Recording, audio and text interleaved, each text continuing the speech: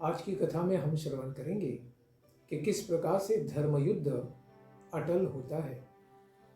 भगवान कृष्ण ने अक्रूर जी को हस्तिनापुर में होने वाली सारी घटनाओं के बारे में जानकारी लेने के लिए पूछा। आज हम इसी कथा से समझेंगे श्रीमद् भागवतम का 10वें स्कंद अध्याय 49वां। सुखदेव गोस्वामी कहते हैं,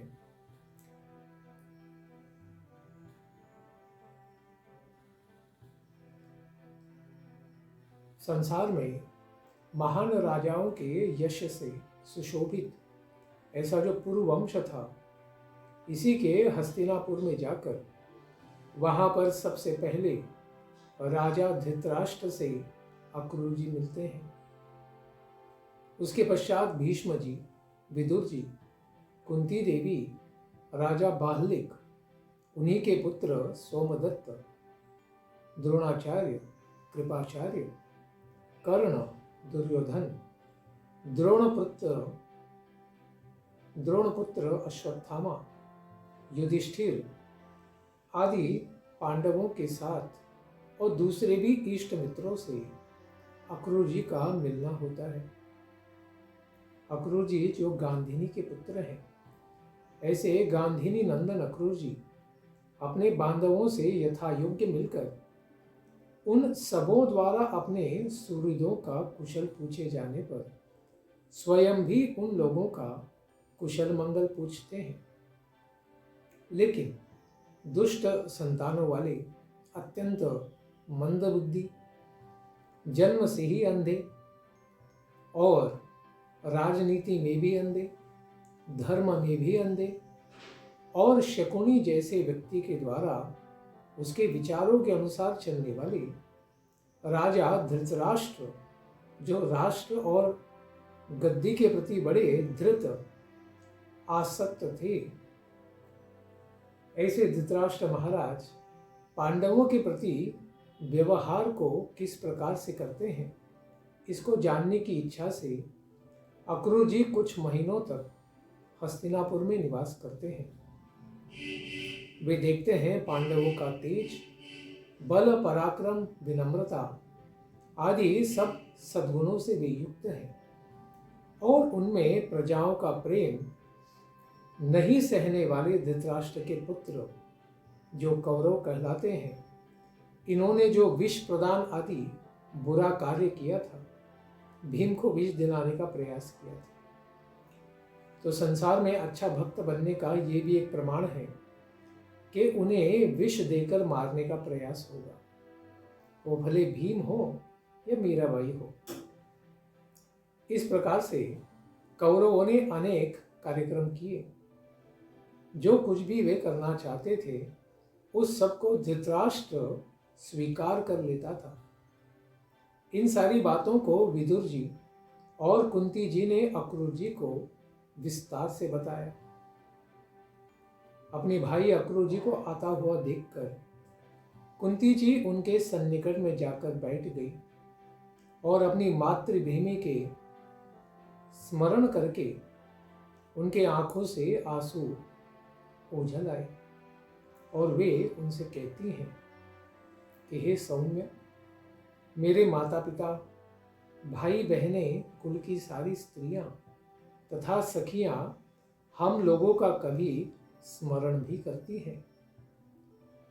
हमारे भाई के पुत्र भगवान श्री कृष्ण शरणागत रक्षक और भक्तवत्सल हैं तथा कमल के समान नेत्र वाले उन्हीं के भाई बलराम जी अपने इन फुफेरे भाइयों पांडवों का स्मरण भी करते हैं क्या?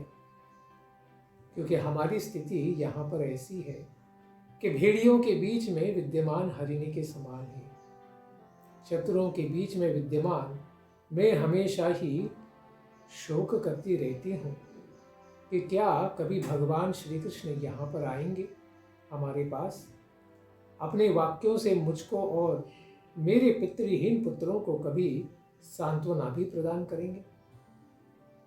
हे कृष्ण, हे महायोगी, हे संपूर्ण जगत की आत्मा, हे संपूर्ण विश्व को जीवन प्रदान करने वाले, हे गोविंद, मैं आपकी शरण में हूँ। कृपा करके आप मेरी रक्षा करें।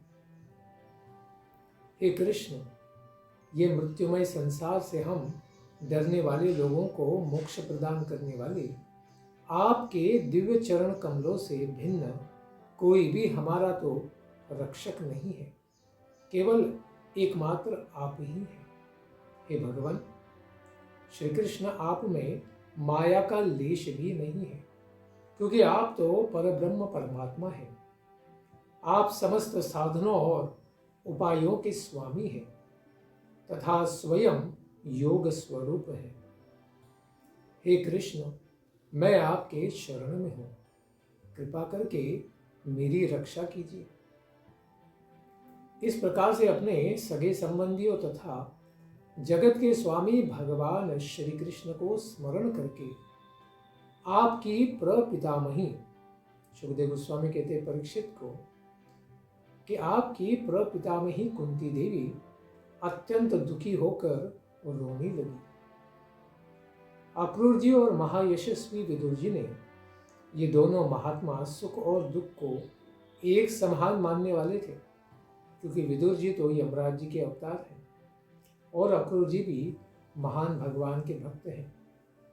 इन दोनों लोगों ने कुंती देवी के पुत्रों की उत्पत्ति के कारणभूत ऐसे महान देवता धर्मराज, इंद्र, पवनदेव और अश्विनी कुमार इत्यादि को याद दिलाकर कुंती को बहुत समझाया कि तुम्हारे पास जो पुत्र हैं वो सारे धर्म के अंश हैं, देवताओं के अंश हैं।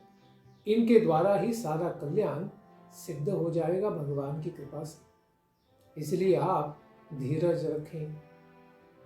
मथुरा जाते समय अपने पुत्रों के प्रति पक्षपात करने वाले राजा धृतराष्ट्र से मिलकर उनके हितैषी भगवान कृष्ण और बलराम जी, इनके द्वारा कही हुई बातों को अक्रूर जी कौरवों की भरी सभा में कहते हैं।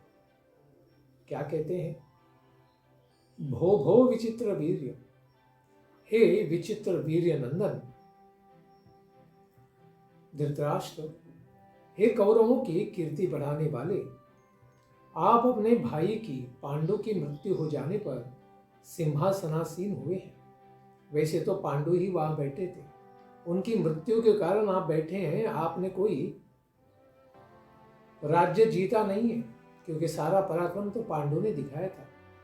आप तो बस राज सिंहासन पर उनकी मृत्यु के कारण ही बैठ पा रहे हैं। धर्मपूर्वक आपको इस पृथ्वी का पालन करते हुए तथा शील नामक गुण के द्वारा प्रजाओं का अनुरंजन करते हुए एवं अपने लोगों के प्रति समान बुद्धि रखते हुए आप लोक में कल्याण तथा यश को प्राप्त करेंगे। यदि आप इसके विपरीत आचरण करेंगे तो आपकी लोक में निंदा होगी और मृत्यु के पश्चात आपको नरक में भी जाना पड़ेगा। अतएव आप पांडवों तथा अपने पुत्र कौरवों के प्रति एक समान ही व्यवहार करें। इस संसार में कहीं कभी कोई भी किसी के साथ सदा नहीं रह सकता है। यह बात जब इस देह के साथ भी सत्य है तो फिर पत्नी, पुत्र आदि के विषय में तो क्या कहना है। जीव अकेला ही उत्पन्न होता है, अकेले ही मरता है, अकेले ही अपने पुण्यों का फल भोगता है और अकेले ही अपने पापों का भी फल भोगता है। अधर्म पूर्वक कमाए गए धन को उस धन को कमाने वाला मूर्ख, इसके धन का उसके स्त्री पुत्र हम तुम्हारे हैं और हमारा पालन करना तुम्हारा कर्तव्य है, धर्म है, यह सब कहकर उसके पत्नी, पुत्र इत्यादि उस सारे धन को उसी तरह लूट लेते हैं जिस तरह जल में रहने वाले जंतुओं के सर्वस्व जीवन जल को उन्हीं के द्वारा सगे संबंधियों, मछलियों आदि के द्वारा चाट लिया जाता है। वह जिन धन तथा पुत्र आदि को अधर्म पूर्वक पालन पोषण करता है, वे ही इस जीव के असंतुष्ट उसको छोड़कर चले जाते हैं। उन पुत्रादि के द्वारा परित्यक्त वह बेचारा लौकिक स्वार्थ को भी नहीं जानता है। वह जिन सबों के लिए अधर्म करता है वे उसे छोड़ देते हैं और पाप की गठड़ी अपने सिर पर लेकर वह नारकीय घोर अंधकार में सारे दुख पाने के लिए चला जाता है। राजन परीक्षित, इसीलिए धृतराष्ट्र को चेतावनी देते हैं अक्रूर जी कि इस संसार को स्वप्नवत माया का छल मात्र, एक मनोरथ मात्र मानकर अपने प्रयत्न से अपने चित्त को आप रोक लीजिए और कभी भी पक्षपात मत कीजिए। आप समर्थ हैं, समत्व में आपको स्थित हो जाना चाहिए।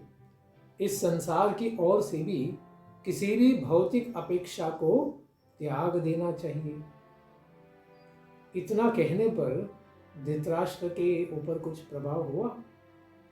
धृतराष्ट्र कहता है, हे दानी शिरोमणि, आप जिस तरह की कल्याणकारिणी वाणी को कह रहे हैं उससे मैं उसी तरह तृप्त नहीं हो पा रहा हूं जिस तरह मरने वाला पुरुष अमृत प्राप्त करके भी तृप्त नहीं होता है। यानी गधे के सामने कितना भी रामायण पढ़ा जाए तो उसका कोई कल्याण नहीं होता है। उसी प्रकार से यहाँ धृतराष्ट्र को इतना समझाने के बाद भी अक्रूर जी तो पहली बार समझा रहे, विदुर जी तो पूरा जन्म समझा रहे थे, फिर भी उसके सर में कुछ भी ज्ञान प्रवेश नहीं कर रहा है, क्योंकि भौतिक संसार से बहुत ज़्यादा भोग की अपेक्षाएं थी।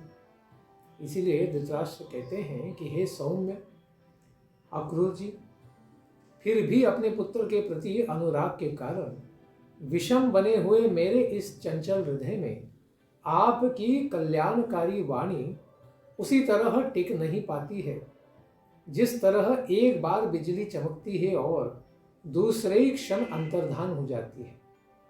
अभी ऐसी बिजलियां तो विदुर जी ने पूरे जन्म भर चमकाई थी, फिर भी धृतराष्ट्र कह रहा है कि बस एक सेकंड के लिए ही हो रहा है, ये प्रकाश दूसरे क्षण में ही नष्ट हो जाता है। धृतराष्ट्र का निष्कर्ष क्या है? पृथ्वी के भार को दूर करने के लिए ही यदुवंश में अभी भगवान स्वयं अवतीर्ण हुए हैं। उन ईश्वर के विधान को कौन पुरुष उलट सकता है? यानी मैं अपने सारे पुत्रों को मार के ही रहूंगा। मेरी वासनाओं के लिए उनका आवश्यक है मरना, तभी मैं इस सिंहासन को पूरी तरह दबा सकता हूं। उन भगवान की जैसी इच्छा होगी काल के क्रम में वैसा ही होगा। यानी मैं धर्म की बात नहीं मानूंगा। ये कारण हो जाता है कि धर्म युद्ध अटल हो जाता है। जो परमात्मा भगवान अपनी अचिंत्य मार्ग वाली माया के द्वारा इस संसार की सृष्टि करके उसमें प्रवेश करते हैं, कर्मों तथा कर्म फलों का विभाग करते हैं, इस संसार चक्र की अनवरुद्ध गति में उनकी अचिंत्य लीला शक्ति के अतिरिक्त और कोई भी कारण नहीं है। बहुत बड़ा ज्ञानी या पंडित मानकर धृतराष्ट्र बातें कर रहा है, लेकिन उस ज्ञान को अपने जीवन में उतारने के लिए तैयार नहीं है और कहता है ऐसे ही परमेश्वराय काल स्वरूपाय भगवान को मैं प्रणाम करता हूं यहीं से। इस तरह राजा धृतराष्ट्र के अभिप्राय को जान कर कि ये धर्म का पालन नहीं करने वाले हैं, धर्म युद्ध अटल होगा, कौरवों का विनाश सुनिश्चित है, इस अभिप्राय को जानकर फिर अक्रूर जी अपने सुहृदों से विदा होकर फिर मथुरा लौटाते हैं। सुखदेव गोस्वामी कहते हैं कि हे परीक्षित, अक्रूर जी राजा धृतराष्ट्र की पांडवों के प्रति इस प्रकार से होने वाली दुष्ट प्रवृत्ति को भगवान श्री कृष्ण और बलराम जी को वापस आकर मथुरा में सब कुछ बताते हैं, क्योंकि इसी कार्य के लिए उनको हस्तिनापुर भेजा गया था। इसके पश्चात का जो नरसंहार होता है, इसके बारे में संकेत श्रीमद् भागवतम के प्रथम स्कंद में हम पहले ही श्रवण कर चुके हैं। भगवान कृष्ण ने कंस को मारा, तो कंस की जो विधवा बनी हुई पत्नियां हैं, ये जरासंध की पुत्रियां थी। इसके बाद जरासंध क्या करता है, इसको हम श्रवण करेंगे आने वाले सत्र में। धन्यवाद। हरे कृष्ण। ग्रंथराज श्रीमद् भागवतम की जय। निताय गौर प्रेमानंदे हरि हरि बोल। जय जय श्री राधे श्याम, जय जय श्री वृंदावन धाम।